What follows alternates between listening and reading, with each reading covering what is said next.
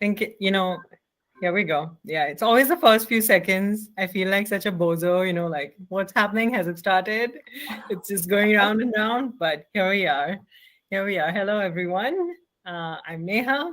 I'm here today with Tina and Hari. Look at those two beautiful people. Thank you for that, Neha, Um, and hello to everyone who are watching. I'm Harry. Hi everyone, I'm Tina. It's so good to be here with both of you. Thank you for taking the time out to do this. Um, Pleasure. so Thanks for having us. Yeah. So you are both trainers who specialize in youth coaching. Is that true? Can you tell me a little bit about how this happened and where it all began? Sure. Okay, I'll go first. Um, uh, I am a credential coach, so I'm a PCC by background. So I've been in coaching for the past, how would I say, 2014. So roughly about 8, 9 years now. And I met Tina a year and a half ago, a couple of years, I think now. So Tina, I will let Tina explain her background. So my focus has been more on mentoring and training. So I by background, I work as a physical therapist too. So I mentor students who are from the age of 19 to 25, undergrads and postgrads. So that was my interest in youth coaching. Plus, I see youth, young adults, I would say, who are in pain. So a lot of mentoring and coaching from a clinical aspect. And currently, we are based out of Toronto. So I work at two hospitals too. So coaching and clinical, how do we say, treatment has been like my forte. So combining that research methodology, academics, as well as coaching has given me an edge in terms of identifying with youth and understanding their needs and serving them in a way that would not have been possible looking at it purely from a clinical perspective or just the academic perspective. And I will let Tina explain the Oh, rest. thanks, Harry. So I've been in education for since 2008. I want to say my whole entire life I've always been in education and always wanting to do something with the youth, but my formal teaching and now administration experience has led me to really understand how teens work and the development of youth. So I've seen two generations come by, and I see the evolution and what the youth really need to be empowered. And so my take on coaching and what my current training is a type of co-active coaching, where the client or the coachee is a part of the entire coaching and mentoring experience. So in my current role as a vice principal, I really see how coaching conversations can help youth move in a direction that allows them to be empowered, allows them to make choices that are beneficial for themselves, and speak about their choices in a very profound and almost professional way. So at the end of our conversations, at the end of our coaching, I can really see the difference, the impact that a conversation can have. So this is where I think coaching is such a good tool to really ensure that these students or these youth are able to choose even an outlet. Like we have a really strong focus on mental health and well-being for our youth, our teenagers. So I predominantly work with students 14 to 19, sometimes all the way to 21, and their mental health is always at the center of a lot of our conversations. And there's a variety of factors, whether it's a pandemic that we're currently going through, whether it's social media. It's always their well-being, their social aspects. So having coaching and really having that as a tool as to identify what their outlets are to have a more well-being and well-rounded adulthood or even their current experience is just almost magical to see that transformation. Wow, thank you both for sharing that. That was really enlightening, and actually, it's really great to see how coaching methodologies and coaching principles can be used in such different application settings, real world settings, and how they are being used. Even the fact that they are being used is huge. I think, I don't know. It sounds to me like it's pretty huge that we're talking about this in schools. We're talking about this in physical therapy as well, to talk a lot more about mental health and challenges and things like that to come up. So that's wonderful. Thank you for sharing that. Absolutely, Neha. Hmm. Absolutely. And the I think one of those common denominators when Tina and I started talking was that both of us were actually employing coaching practices without really realizing that we are actually coaching, right? So that's when it, because as you gain expertise in your domain, whatever that be, like good leadership, now we understand it's not really directive, it's much more collaborative, right? So we were partnering with our clients in whichever sphere that is, either it's teaching from at the university, or giving clinical care, or really trying to set a goal, like something simple as that. So one of the common challenges we found is youth trying to figure out, where do I want to go with my life? Like, how do I get to a particular goal? And from a coaching perspective, I've spoken to a lot of our peers who are like, we are not really sure with youth, like how do we coach youth and what's the real difference. So trying to get that lens in terms of what is your clinical or what is your domain experience, and how do you translate that using the tools of coaching, which probably a lot of people are already doing without realizing they're doing, that has been an eye Mm. opener for us too. Yeah, and I'm sure that, one thing that really strikes me when, as you're talking about this, one thing that I'm just realizing now is that probably a lot of youth don't have that experience of an adult partnering with them. It's always like telling and mentoring and suggesting and forcing, maybe sometimes too.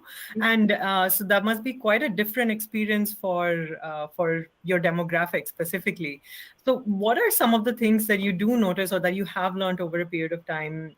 There's so many questions I have. Oh my gosh, like I'm overwhelmed by them. But this is one of them. And I also want to know, like, how did you two meet and how did you start collaborating with each other? And like, what was that whole journey like? I'll hold the other questions for later. Okay, so the first one was The first one was how is it different? How is youth coaching different? Or how is it? How do you apply coaching principles to coaching the youth? What's the difference? so I can go first and then you can follow. So I find with youth a lot of the times, just kind of building on what you just said, Neha, this is the first time where they're starting to make decisions on their own. Like a huge decision is when students are graduating from high school and entering the post-secondary world. So what does that look like? What program are they getting in? And that they've experienced so much pressure from so many different stakeholders, whether it's their parents, whether it's their teachers or grandparents, society, their own sort of biases and assumptions and pressures that they put on themselves. And it's a time where they're making real life decisions, almost for the first time for themselves. So having them having a coaching experience where someone is just on the sidelines, they're coaching them through, they're asking those questions that really get them to think. That is where I see a lot of that shift happening and where coaching is beneficial. I would agree, absolutely agree. I think, again, from a coaching perspective, I think it's just building on one's already established coaching practices, right? With youth, this is very personal. I may use I, or like Tina and I, we have shared a lot of this, but we do find that talking to youth, uh, their dreams, their ambitions, their desires, their goals, they're like so fresh, right? And the ambitions are, it's actually different. That's the main difference that I find with adult coaching. Like as adults, we've already formed opinions and we are a little more structured and rigid in our own belief systems and values that we hold or that we think are our values. Or it's really a pleasure actually to actually interact with youth. I learn every single time talking to youth and realize, oh, this is how I may have formed some of those opinions. That's what I've taken to me to where I am right now, right? So reevaluating one's our own decisions, our own the growth process, as I would call it, from where we were to where we are now, and moving forward. So that's where really the difference I find. Adults already have maybe a clear idea as to what they want from life, and then that disconnect is what we explore sometimes. With youth, it's still fresh, right? So really partnering with them is the key. So with our coach programs, we really emphasize a bit of self-awareness and really honing in those already established coaching skills and those listening pieces, right? Where the youth really, they just want to, as you rightly mentioned, they want to partner, they just want to be sounding boards, right? And the other difference is with an adult, it's just the adult or the organization. At an executive level, it's the organization who would be a stakeholder. With the youth, there are more stakeholders in place, or they are more answerable to a lot of other external, the environmental factors. Within that spectrum, trying to identify what is it that the youth really want and how are they connected to their environment, creating that awareness and empowering them, which they already are. It surprises me almost always by the end of one session how much they truly are empowered. It's just that they just needed to sound it out, right? And we just needed to really hone our skills so that we are holding back and we are letting them take the reins. And it's very powerful to see that happen. Like they come back and to all their stakeholders, you could see that relationship shift. So even if it's an overbearing parent and the parent just thinks that they're doing right by their child, but now having that coachee who's a youth be able to have that conversation now with their parent, where they're shifting that dynamic and building that trust, and it's just amazing to see. But to your second question, so we met about what, 2 years ago? Yeah, approx. About a year and a half, 2 years ago, and it was just, how can you not fall in love with someone like her? Well, like this, like Tina. So it just happened. It was meant to, and yeah. Yeah, so we had a lot of similarities in terms of our thinking, and again, we're both in service industries. So, and being in healthcare, being in education, the alignment was just so clear on how we really serve, students and patients. And then just bringing it together just seemed like, oh my gosh, this is very powerful. We need to spread the word. We need to get other coaches to coach youth. We need to get youth, just more empowered and more part of this way of just being. Absolutely. And for the record, like for the first 1 week of when we started dating, what we did was coaching conversations. Basically, we did a wheel of life. We definitely, we had the wheel of life come out. So, well, tried and tested. So then, yeah, it just happened. And now we are married. So we got married last October. Mm-hmm. So wow, congratulations. That's wonderful. That's a beautiful story. And it's such a strong, powerful connection, right? To like go on these first few dates and get into coaching conversations. I mean, that's huge. Yeah, Right? and this Like was all these online. skills. We met online too. So and through our pandemic, this was all during the pandemic too, and both of Wow. us. So yeah, for us, I think we will look back on this and reflect probably on how probably we turn some of those challenging situations to opportunities. I would think That's life altering. lovely. That's lovely. I love the way you're also looking at each other right now. It's adorable. Thank you, Naya. Thank you for that. Yeah. Yeah, that's awesome. Wow. So just coming back to youth coaching, one of the things you mentioned that stuck out to me was the fact that they don't have a lot of preconceived notions, and they aren't like, perhaps maybe I'm putting words in your mouth now. So I was thinking like they're not tainted by life yet, they're not jaded by life yet. Maybe just not so much experience, not so many things that are kind of ingrained, or like neurological patterns that have been carved out into the nervous Did we system. just go back to your childhood for a moment there? Did we just? A little Yeah. bit, little bit. I'll be honest. Let us be honest. So it happens, right? I mean, that is really some of the issues, like where we don't really want to think about something from our childhood, and we feel that we've lost an opportunity. That's the adult in us, right? And that's some we find our peers, like, I mean, we find that apprehensive, a little bit more challenging. But really, like, it need not be, is what I feel personally. And Tina and I, like, we have had experiences where coaches have come in, and in our youth coaching program in itself, massive shifts have happened, right? When you realize, okay, this is something that I should have actually addressed a long time back, right? As coaches, we are supposed to be, we have some Carl Rogers, like taking the principle of unconditional positive regard, right? But when we ourselves are holding back to some memories, then sometimes that can come in the way of how effective we can be in terms of listening, as you just about to say, right? But yeah, it's a process, and we love that transformation that happens, the courage, the hero's journey, as it were, right? I mean, as we go through them, yeah, we love to see that process unfold. Sorry, I may have interjected in there, but I just saw you travel back a little, so I It was just had to ask. perfect. Go No, it ahead. was perfect. I have goosebumps, like, as you're talking about this, just because it's so true. And going through, like, I'm going through coach training right now, and even going through coach training, I'm identifying so many things and so many ways in which it's already affecting me and changing me as a person. It's just like little things here and there. But I can imagine how a course like youth coaching, where you're actually talking about that age range, of course, one of the first ways we relate to things is our own experience. So putting yourself in that experience and trying to relate to that, I'm sure there is a lot of transformation and growth and shifts that happen in people who undergo a course like this one. So is this is going to be the first time you're going to run this course with Coach Arya? I know we No, just finished one. We finished You one just module. finished one? This would be our Yeah. second iteration. Yeah, we just finished one group, and it was a lovely experience. Yes. Can you tell us a little bit about, if somebody is watching this and they might be interested in doing the youth coaching course, what it's like, what the journey is like, and what you have experienced so far? Sure.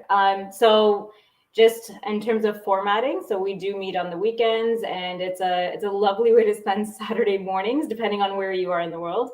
But the last time that we ran our session, it was a wonderful experience. We had parents, we had educators, we had social workers, we had such a dynamic group of adult coaches who wanted to expand their expertise and really focus on youth coaching.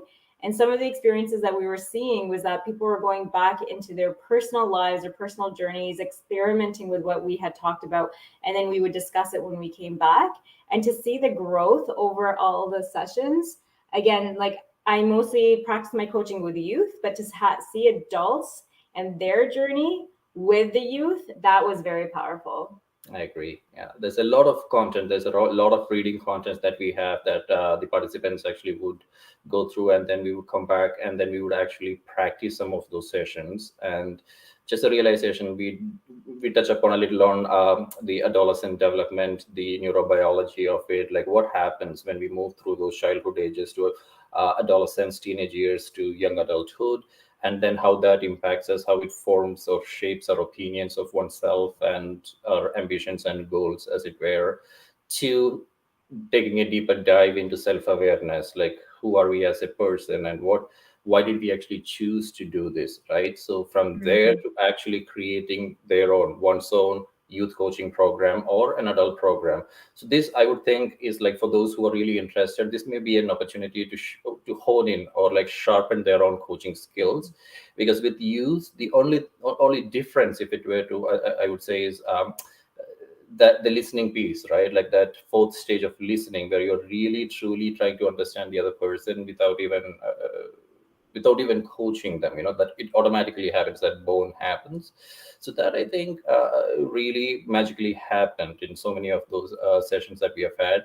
Each session there would be something that every single person would take away, and yeah, it's been a transformative experience, I would say. That's wonderful. That sounds really wonderful. It sounds like both of you are so passionate about it. I can see it. I can kind of sense how passionate both of you are about this, and that it's really fulfilling for you. So it's really wonderful to see that. Yeah, this Great. is this is fun. We love it. It's not even a job, so it's just fun. We love doing this, and every time we do this, we learn, we grow. So Mhm. it's more for us than anything else, I would think. Well, I guess that's what a true partnership really looks like, right? That it's everyone benefits, everyone grows and learns from it. Yeah, wonderful. Is there anything else you would like to say or share? Anything else that's coming up for you that you'd like to share with me right now? Well, in terms of youth coaching, I think everyone would benefit from just reevaluating how we're interacting with one another. And so this is just another perspective. So even if there's an adult that says, well, or feels that, I'm not really interacting with the youth, this is not something that pertains to me. I think going through this experience and going through youth coaching can benefit everybody. And just as we navigate this world, as we're on our journey of life, it is a different perspective. So I just think being involved and having those conversations with one another does lead to a very empowering and powerful experience. I would agree. Yeah. Because we draw from a lot of tools like appreciative inquiry, like TA, like a lot of tools that we finally realize, okay, this is what I've been doing or something that I've been missing, right? But we don't, there are three things basically the way we look at it. There are things we know, there are things we don't know, and then there are things we don't know, right? So it's an explorative journey. So this is really for people who would be interested to do that. I think, yeah, it is an exploration. So really to try and seek and understand what is it that we would really like to build or grow into, this would be a stepping stone to that. Yeah. It sounds like both of you would be the perfect facilitators for that journey. So Oh, it's very exciting to have you both on board as associate trainers for Kocharya and running the youth coaching program. It's been an So absolute pleasure, thank you Neha. for being here. Yeah. Yeah, thank you for having us. Great. Thanks a lot. Have a great day. Thank you for watching, everyone. Bye everyone, it's been a pleasure. Bye. Take care, stay safe, bye.